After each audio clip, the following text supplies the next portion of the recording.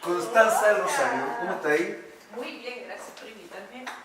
A mí me encanta hacer esta como mentirosa de entrada. Sí. Con la Constanza ya nos saludamos hace rato, y conversó con otro invitado. Pero el el encanto encanto de de YouTube. Sí, claro, obvio. No se tiene que perder. Y es como una chiva así como media televisiva. Es parte de la como seducción. claro. Es parte de la seducción. Oye, la Constanza del Rosario, no sé, probablemente lo ubiquen, ella es psicóloga, ha salido en varios programas, fundamentalmente enfocada al mundo de la sexualidad, pero hoy día está invitada acá al No Somos Nada porque queremos hablar de un proyecto precioso que está desarrollando con Rodrigo Jarpa, que tiene que ver con el aplicar la inteligencia emocional en el currículum, básicamente, ¿no? Sí.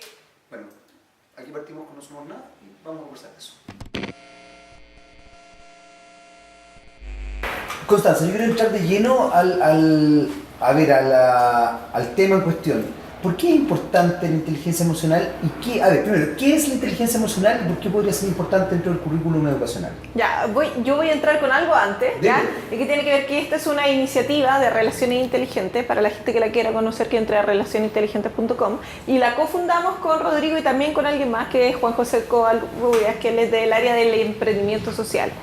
Démosle los créditos a todos. A todos, claro, porque somos un trío. Aun Ya. cuando esté yo aquí presente, somos tres detrás de esto, pero somos muchos más, porque queremos que sea una causa de todos. ¿Y por qué es importante? Imagínate que yo salí de estudiar psicología y salí siendo psicóloga infanto-juvenil. Y dije, me voy a dedicar a los niños. Y cuando empecé a estar con los niños, dije, oye, el problema de muchos niños son lo que está pasando en las relaciones de pareja de los padres. Y me fui a dar la vuelta para allá. Entonces, después de 10 años de mirar a adultos y sus relaciones de pareja y su vida sexual y también muchos temas que tenía que ver, por el trabajo, me di cuenta que el problema a la base de todo se llama inteligencia emocional y que eso era algo educable. Ya. En general, como que todos mis pacientes siempre me terminan diciendo, ¿por qué no me enseñaron esto antes? Yo me empecé a decir, en verdad, ¿por qué no nos enseñaron esto antes? Entonces, ¿qué es la inteligencia emocional?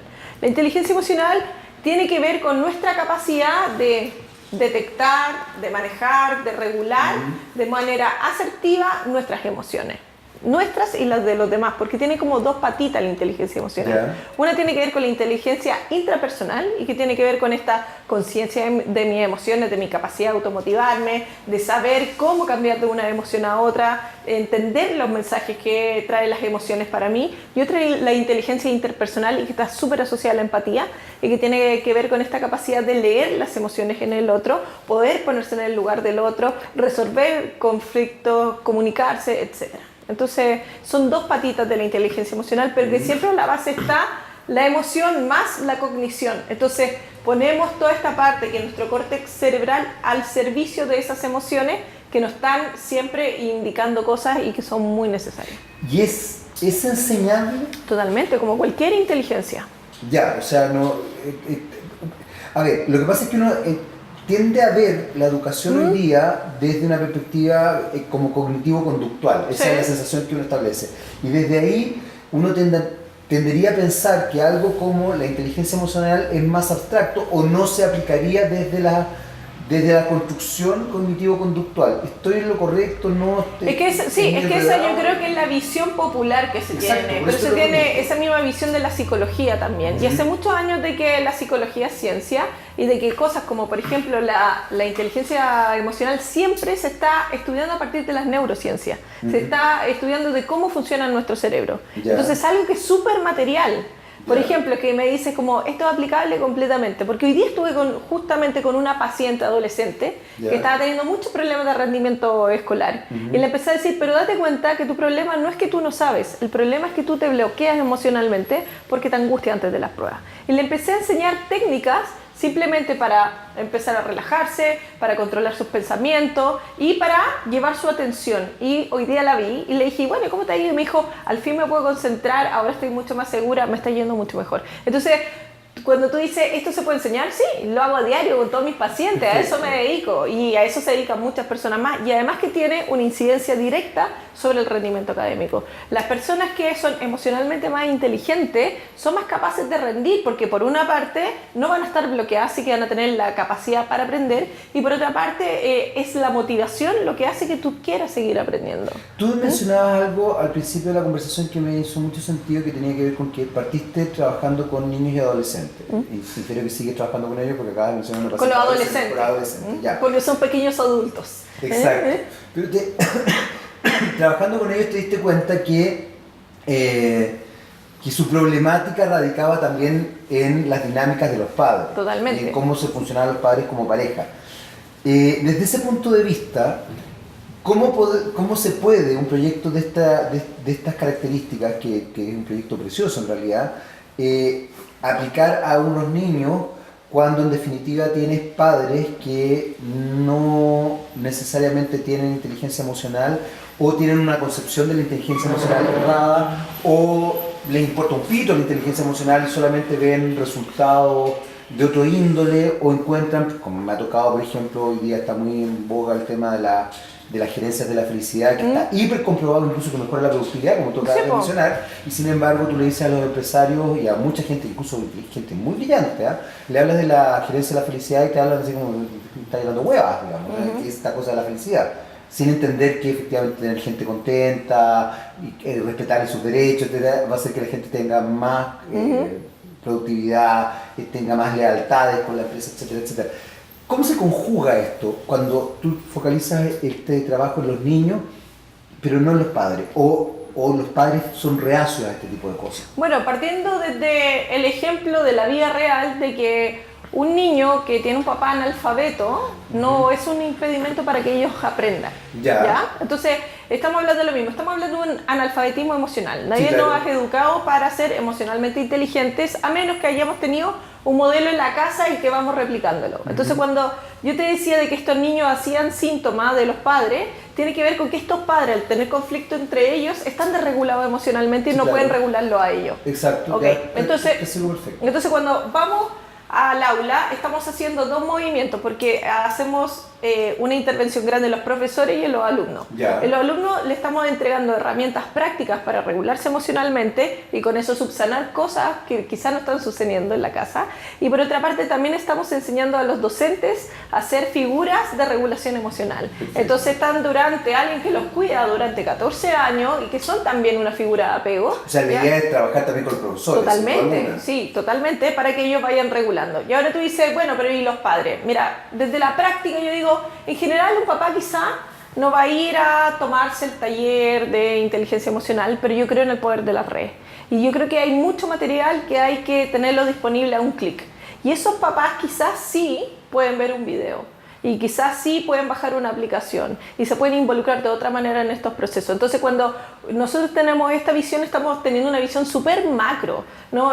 Donde de partida el modelo que estamos creando involucra ya a todos los actores de la sociedad, ONG y fundaciones que estén trabajando temas que tengan que ver con esto y que hayan tenido resultados positivos, los queremos acá. Porque relación inteligente lo que quiere hacer como el director de orquesta, pero hay gente que ya viene tocando muy bien los instrumentos, entonces hay que traer ya a gente que viene haciendo cosas. Y también es súper importante meter los medios de comunicación y la tecnología para generar impacto. Perfecto. Yo no me pongo en la tele simplemente a hablar de sexualidad porque me quiero hacer famosa, sino porque creo de que es un lugar de impacto social y de cambio social. Entonces yo creo que se puede llegar por ahí. Y en ese aspecto, porque acabas de mencionar algo que es muy importante, el tema de los medios. Es una opinión muy personal. Yo tengo la sensación de que los medios tienen un como sí de inteligencia emocional, pero que de inteligencia emocional no tienen nada. Pocaso, sí. Y hablo en general de, yo me atrevería a decir que un 90 y tanto % de los comunicadores, insisto, funcionan en el como sí, pero en la realidad no. Desde esa perspectiva, ¿cómo se puede aplicar comunicacionalmente también para que el apoyo sea real y consistente la inteligencia emocional en los medios? Tú acabas de mencionar algo que me parece muy interesante, el tema de la sexualidad. Pero resulta que tú te enfrentas, y probablemente te haya pasado, a paneles, por ejemplo, donde uno rápidamente percibe patología en extremo, desde una una autovisión de hipersexualidad o por el contrario un cartuchismo extremo, pero que tú decís, aquí hay una desregulación brutal. O sea, incluso para uno que no es ni psicólogo ni nada, sino que estando ahí uno dice, qué raro esto.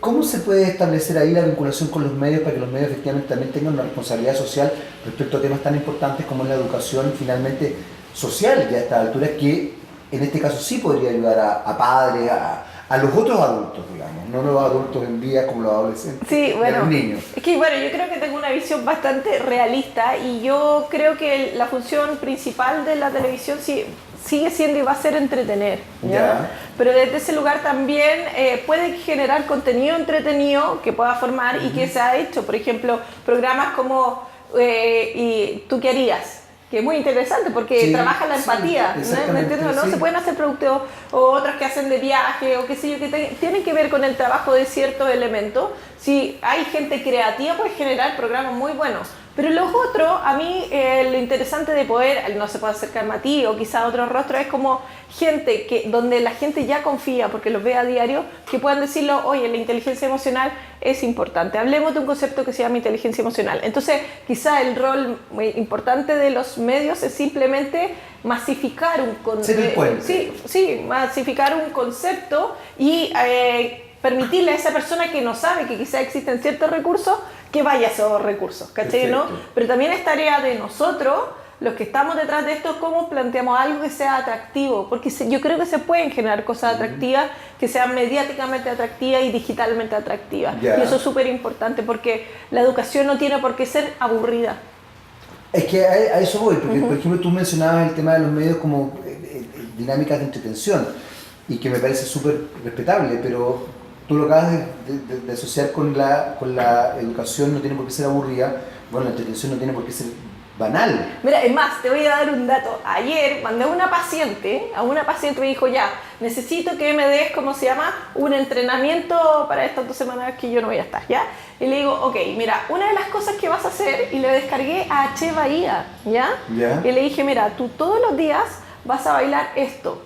¿Por qué? Porque si yo veo a H. Bahía, y claro, podemos decir, bueno, chuchuca, no sé qué, pero si uno le mira desde otra parte, le digo, mira, si tú bailas todos los días esto y tú estás haciendo una cosa que tiene que ver con subir tu automotivación, ¿ya? Con, ¿cómo se llama? Con además conectarte con tu sexualidad, mueves ciertas partes del cuerpo y entras en un estado emocional súper positivo. Le dije, tú partes con esto, bailas H. Bahía, después venía meditación en mindfulness y venía después otras prácticas de autoexploración. Pero le dije, lo primero es H. Bahía. Entonces, no todo lo que se está produciendo, ¿cómo se llama? Es basura, sino que no está bien, ¿cómo se diría? Filtrado. ¿Me entiendes? ¿No? Entonces, o bien enfocado. Bien enfocado y poder decir, esto puede servir para esto otro. Entonces, si uno toma a ciertas figuras que están haciendo cosas interesantes, podéis transmitir otros conocimientos, ¿cachai? No figuras o modelos. Y además que otra de las cosas que yo vi una vez en ¿cómo se llama? En el cine indio, vi una película y cada vez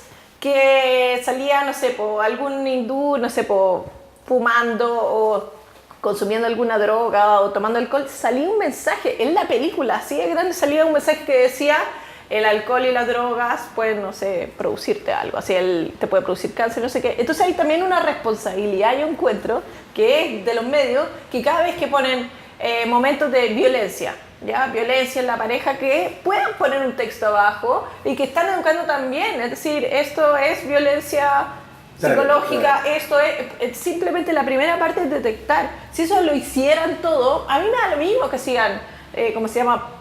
Poniendo el mismo contenido del asunto, es si se están haciendo responsable también de que el que está al otro lado, si entiende que eso es un modelo saludable o no. Y eso podría ser una intervención súper sencilla. Sí, de hecho súper es sencilla, ¿cachai? ¿No? Y se podría hacer.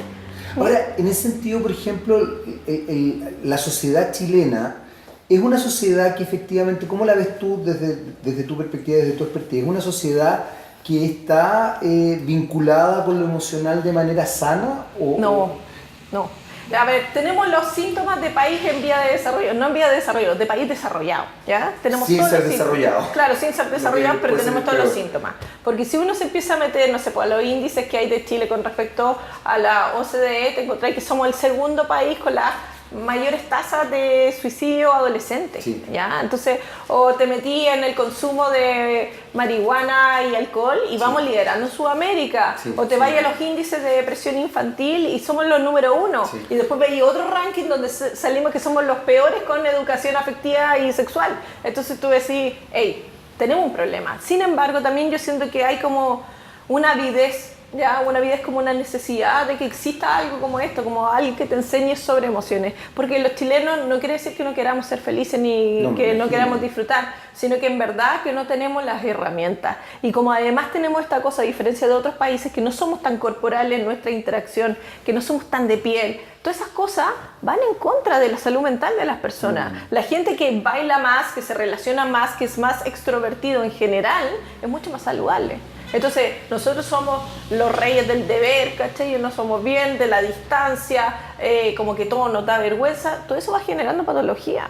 Entonces nos va enfermando. Somos los reyes de la depresión y la licencia por trastorno mental. Es bien particular ese fenómeno, pero por ejemplo el hecho de que pongamos la identidad afuera, me refiero a esta idea de poner mi construcción identitaria fuera en el consumo, por ejemplo, no hace también que yo limite mi manera de funcionar, o sea, no hace que yo sea emocionalmente mucho más complejo a la hora de... A ver, la industria del consumo es la industria de la infelicidad, ¿ya? Es decir, todo el mercado depende de que tú seas infeliz porque si no, no vayas a comprar. Ya. Mientras más feliz uno esté, menos compra, ¿ya? Entonces, si tú dices de que depende de esto y eso hace peor, de seguro, porque es siempre vas a necesitar la última versión y la promesa de que ahí sí voy a estar satisfecho, ahí sí me voy a sentir completo. Entonces, por una parte, mientras no haya esta como educación en inteligencia emocional, vamos a ser unos grandes consumidores y a la vez vamos a caer en la lógica del mercado. Entonces también por eso quizás algunos aún siguen con la idea de no los mantengamos, no invirtamos tanto en esto, porque necesitamos gente insegura para comprar productos de belleza, por ejemplo, o necesitamos gente que se ande comparando con el resto y sintiéndose menos para poder gastar en ese viaje a Miami, ¿me caché o no? Entonces hay que mirar bien cómo funciona la industria. Sin embargo, ese mismo mercado tiene trabajadores y esos trabajadores le están costando porque el número de licencias que tenemos en Chile es altísimo, podríamos rendir mucho más en menos tiempo si estuviéramos en otro estado emocional. Cuando uno ve, por ejemplo, en países como en Estados Unidos que han hecho alta investigación en torno a la correlación económica de invertir en programas de educación socioemocional, te das cuenta de que por cada $1 invertido tienes un retorno de $11. Entonces estamos hablando de una ganancia del 1000%, ¿cachai? Es productivo. ¿Qué te da una ganancia del 1000%, ¿cachai? ¿No? Y entonces, ¿por qué? Porque esto se traduce, por ejemplo, en mejor rendimiento académico, en menor número de enfermedades mentales y psicosomáticas, aumenta las conductas positivas, disminuye la violencia, un montón de cosas. Si el ser humano nos viene pervertido, ¿ya? Lo echamos a perder en el camino. Y yo lo digo con mi propio hijo, cada vez que lo miro yo digo, pucha que vino bien este cabro, si el día de mañana está mal, va a ser mi responsabilidad, porque yo me lo eché, ¿ya? ¿Me entendido? ¿No? Entonces yo creo que hay que tener esa visión de que los niños son súper capaces, tienen todas las ganas de ser gente que conecta con otros, gente feliz, y si no le estamos dando las herramientas van a terminar amargados, trabajólicos, endeudados, como nosotros. No me gustó esa. Sí, pero sí así, pero esa es la realidad. Entonces, muchos de repente me dicen, ya, pero los más vulnerables, por ejemplo, los más vulnerables, ¿quién va a poder ayudarlos? Porque los padres ya están muy vulnerabilizados, etc. Y yo digo, ¿por qué no le tienen fe a esos niños? Hay muchos niños resilientes. Con un par de herramientas no sabemos a cuánto vamos a salvar. Constanza, se nos acabó el tiempo. Me encanta el tema porque creo que es un tema que efectivamente tiene muchas posibilidades y muchas aristas en las que se puede mejorar la sociedad. A veces no sé si hay, como se dice hoy día, voluntad política, así que vamos a ver que existe esa voluntad política. Bueno, vamos a crearla. Entonces, para todos los que quieran crear voluntad política es muy sencillo. Tenemos una petición a la cual pueden entrar a firmar a través de relacionesinteligentes.com y siguiéndonos en @relacionesinteligentes, y usted simplemente con un clic y difundiéndolo a través de sus redes sociales puede hacer masa crítica, decir queremos inteligencia emocional en nuestros colegios. Ya lo saben, relacionesinteligentes.com es la página y ahí haga clic para que esto mejore y mejoremos la sociedad. Gracias. Así es.